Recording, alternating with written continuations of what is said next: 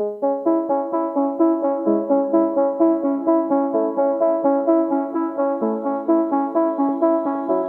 is Seasons of Discontent with your hosts Rick Snyder and Matt Combs on the Hogstye Network.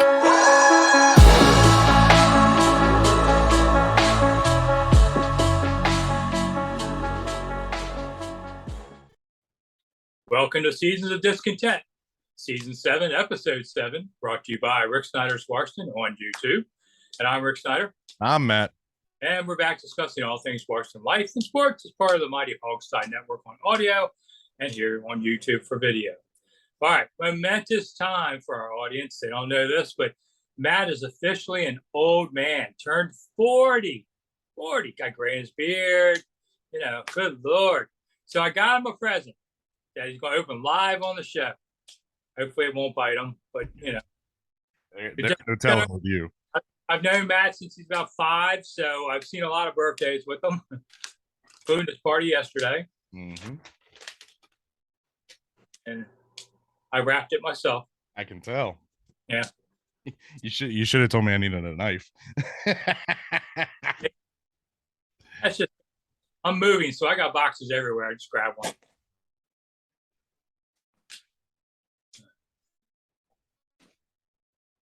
All right, so read what's on the paper.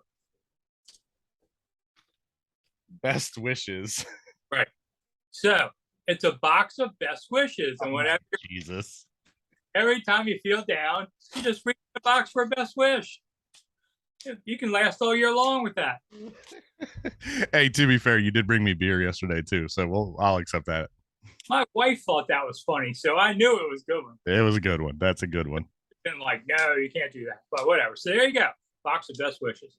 All right. And best wishes go out to Ryan Kerrigan, who was named assistant defensive line coach for the Washington Commanders. Big surprise on there. I mean, he retired, said, hey, can I come out and camp, hang out, see what it's like to be coaching? Maybe I'd want to coach. And I would have pulled him to the side and said, Ryan, coaching is great. You got all the money you need after an 11-year NFL career.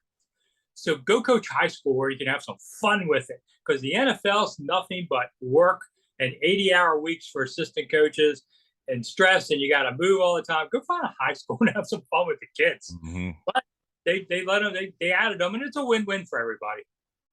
Yeah, and you kind of figured that was going to happen as he had more of a presence at training camp this year after he did retire, and they got rid of Sam Mills. Rick, they may need him to suit up because this team does not have any linebackers. I don't know what's going on with this linebacking core. They brought back John Bostic. Is David Mayo back on the roster? Because the guy's been released and then picked back up and then released again, and then I guess he's back on the roster now. That linebacking position is just very thin right now. And I understand that, obviously Sweat and Chase are going to come off the edge. So they're essentially outside linebackers / defensive ends. But Cole Holcomb is a tackling machine. We know that, but who's going to cover the tight ends for them? What happens if one of these linebackers gets hurt? And there were some pretty good linebackers that got cut that they could have picked up because they had low priority. They could have swooped in and grabbed somebody. Yeah, I mean, I don't know the last time an assistant coach ended up playing. I'm sure up through World War II it probably did, but I can't think of a modern precedent. But his knee's been bothering him. Hopefully he's not dumb enough to try that. But I know. I brought back Bostic and May. I was like, well, what was the point of having him sit out the last few months? You might as well just had him. Ron loves people he knows. That's consistent. But a lot of coaches have done that. Norv did it with Dallas guys. Spurrier did it with Gators. I mean, that's not unusual. And they are reserves. Hopefully nobody gets hurt in front of them. I don't know. I think Davis has played better in the preseason. He's talking the talk about things coming together. I'm willing to give him the year to see what happens there. And Cole Holcomb's okay. He's not London, but he's okay. So you hope that's not the problem. If they don't make the playoffs, it's not because they're linebackers, right? So you can survive that one. But I don't know. As they go in, they're going to be playing Jacksonville on Sunday for the opener. We have a show again on Thursday to talk about that and pick the game, as we will the whole season now. And I was just going, who's your number 2 receiver now? Is it Samuel or is it Dotson? I mean, McLaurin's 1. So who's 2? I think it's Curtis Samuel, just because he's been here a year. He didn't play much last year, but obviously he knows the system from Ron in Carolina and Scott Turner down in Carolina. I think until Jahan has a couple breakout games in a row, Samuel is still your number two. This will be Jahan's first professional game coming up on Sunday. So I think you still go with Samuel. And look, he's looked good in the preseason. I know they've kind of held him back in camp to kind of, keep him rested and get him back slowly.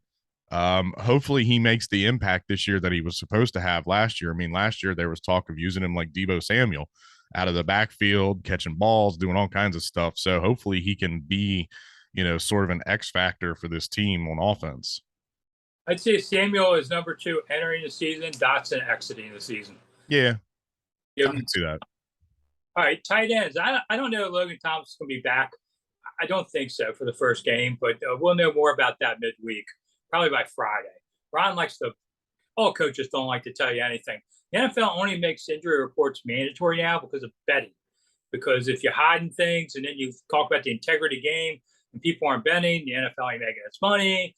It's too much chaos. So they make you give at least a peripheral, kind of thing. Although they got rid of probable a couple of years ago. Now you're either doubtful or in, which I think is stupid. But that's deceptive. But I just don't think Logan right now. I say doubtful. So if he doesn't start, is it Bates or Turner? Bates. Well, it depends on the play, I think. Yeah. It's a kind of a trick question. Turner, I could see maybe, but I would say if I threw my money down, I'd say Bates right now too. Yeah, Bates played well last year in spot duty when he needed to. I mean, he did catch one or two touchdowns. He's a big, solid guy who's really good in the run game, but he can also catch the ball when needed. We know that this team is going to go through the tight end a lot with Carson Wentz. I would definitely, I would just say Bates based off of experience. Yeah, I mean, Bates doesn't have stone hands. He can catch the ball. Yeah, he can definitely catch.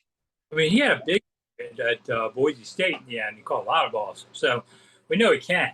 Yeah, they get a little bit too specific in roles sometimes like that. But all right. And the 90th anniversary team came out this past week. They added 10 more players. Didn't have a real problem with who they added. And then, of course, everybody goes, but what about? And so I did a video. I said, I think the next man on that list would have been Clinton Portis for me. Number 2 all-time runner for them. I wonder if his legal troubles, where he's been sentenced to prison. I'm not sure if he's in prison right now or not. First, he got less than a year. But I wonder if that's part of it. Because you're number 2 all-time behind Rigo. Yeah. I mean, that's hard to say he's not in there.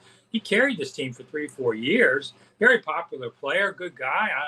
I think he got caught up in something he didn't understand where they were convicted of basically fabricating some injury stuff and monies, and that's a long story. But Clinton's not a bad guy. He's not some murderer out there ready to kill somebody. Yeah. But I put Clinton next. Oh yeah, for sure. I was kind of surprised when you sent me this that Clinton wasn't already on that list. I know they added like Cooley and a couple other guys like London Fletcher from that era.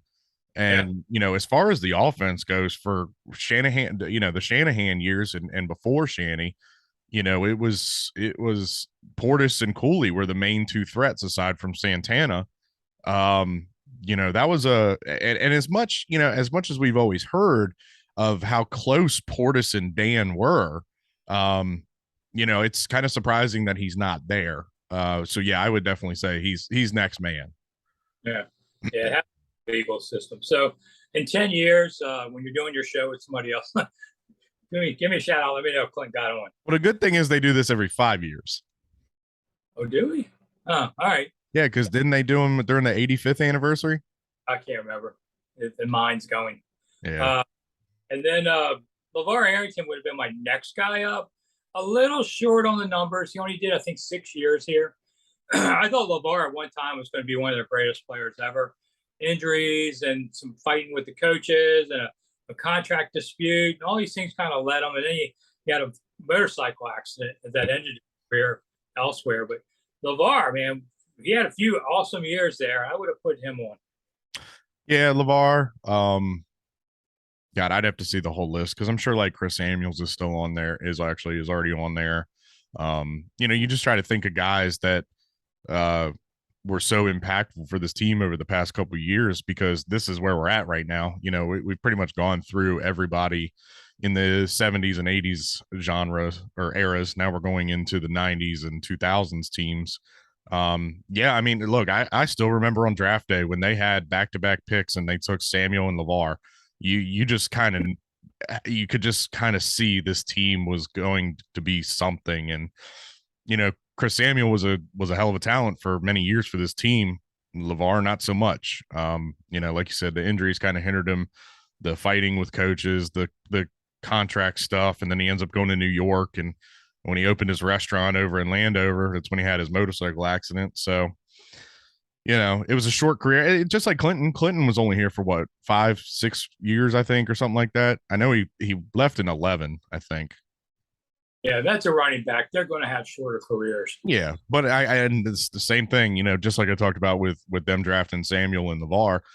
The first play of Clinton Portis's Redskins career was a 65-yard touchdown against Tampa Bay.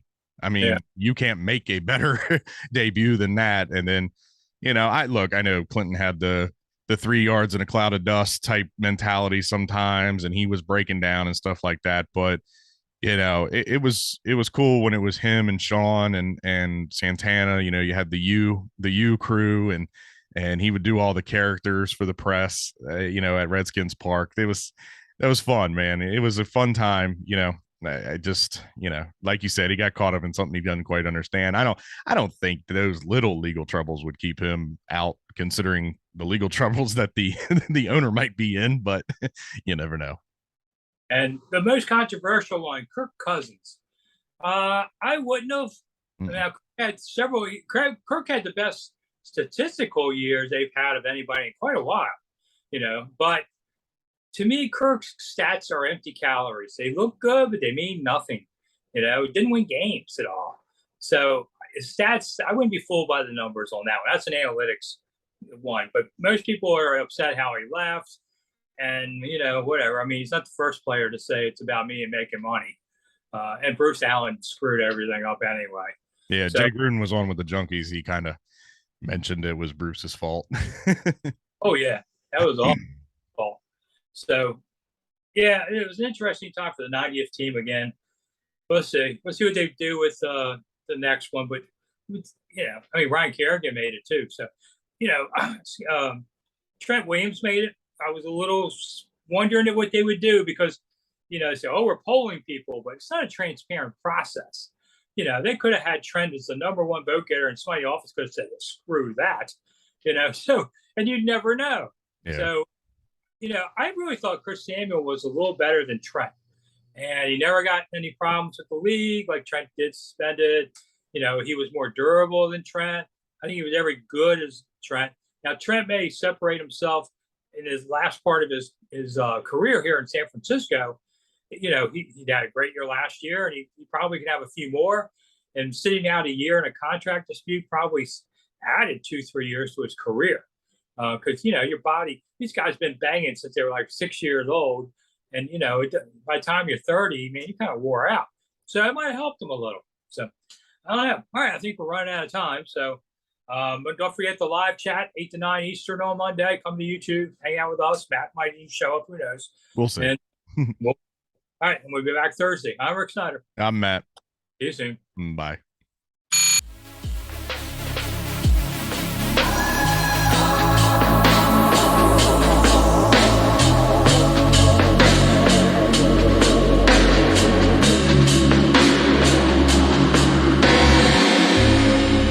Thanks for listening to Seasons of Discontent on the Hogstye Network.